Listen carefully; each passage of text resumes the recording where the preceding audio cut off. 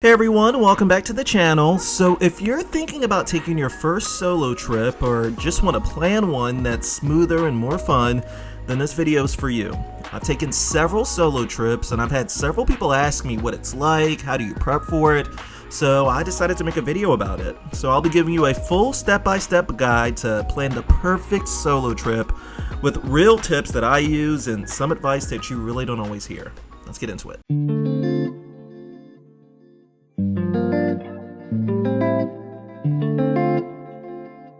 First of all, pick the right spot. Start with a destination that really matches your comfort level.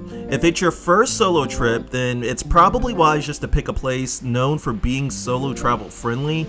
Think cities like maybe Tokyo or Mexico City or Cancun. That was my first solo trip. Or New Orleans or Miami. It doesn't have to be international. Ask yourself, do I want a chill beach vibe or an exciting city? Do I speak the language or feel safe getting around? How easy is it to meet people or do things alone? These are all things that I ask myself before I take my trip. Step 2, set the right budget. Your budget really shapes your whole trip when you think about it. So you want to set a rough estimate for things like flights, where you're going to be staying at, whether it's a hotel, an Airbnb, or a hostel, food, activities like excursions and stuff, and just transportation as well. Now, if you're using points, look into transfer partners and always leave some room for unexpected fun or emergencies as well.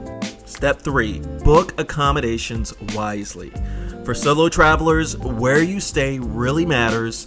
I recommend boutique hotels or Airbnb for comfort, hostels if you want to meet people. I've never stayed in a hostel, but based on what I hear, that is a good place to meet people, and some of them, from what I hear, offer private rooms as well. And then think about also staying in a central area that has easy access to public transportation and any sightseeing destinations that you want to go to as well. On top of that, read reviews as well. Go online and see what people are saying about where they're staying, especially when it comes to safety and cleanliness.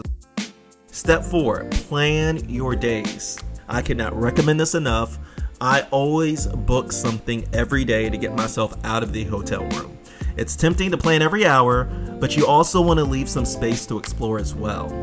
I like to schedule 1 or 2 things per day, and then just go with the vibe too, because again, that's how you really meet people. When I go out on excursions, I'm very open-minded to talking to people, to meeting people. Sometimes I start the conversation, sometimes they start it, but that's really a good way, just so you're not staying in your hotel room all day and just a way for you just to go out and just meet people from different areas and different parts of the world and make friends too. It's a good idea just to create a saved map of top sites, coffee shops or food spots, and a few emergency services that may be nearby as well. Step 5, stay safe without being scared. Solo travel doesn't have to be scary. Some of the safety tips that I try to think about and that I keep in mind are to share your itinerary with someone you trust. Keep digital and physical copies of important documents like your passport or ID. Always have a local emergency contact number saved in case something happens. And then on top of that, just use common sense. Like, don't flash cash around, don't wander into dark alleys alone. Just simple things like that really make a difference when it comes to safety. Step 6, one of the best parts of solo travel, at least in my opinion, is just doing what you want when you want. Don't be afraid to eat alone. Nobody cares, really. Yeah, people may look for a second, as they may look at anyone inside of a restaurant for a second, when they look around. But for the most part, they really don't care. And a lot of times whenever I go to a restaurant or a bar and I eat by myself, people come up to me or they start the conversation with me and bam, I just made a new friend or an acquaintance. Bring a book or a journal or something, and just be open to conversation. Book group tours, as I've said before, for activities. That's a great way to meet people too. And just be open. Some of the best memories come from unplanned moments. I'm telling you guys, solo travel can really change your life. I think it's freeing, honestly. It builds confidence, it gives clarity, and it just creates really great memories just for you. I really think everyone should at least try it once, even if you're scared. But if you do, just keep those tips in mind. Alright, so if you like this video, give it a thumbs up and hit the subscribe button for more travel tips and lifestyle content.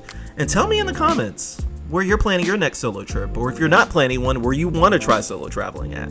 Thanks for watching, and keep reaching for the stars.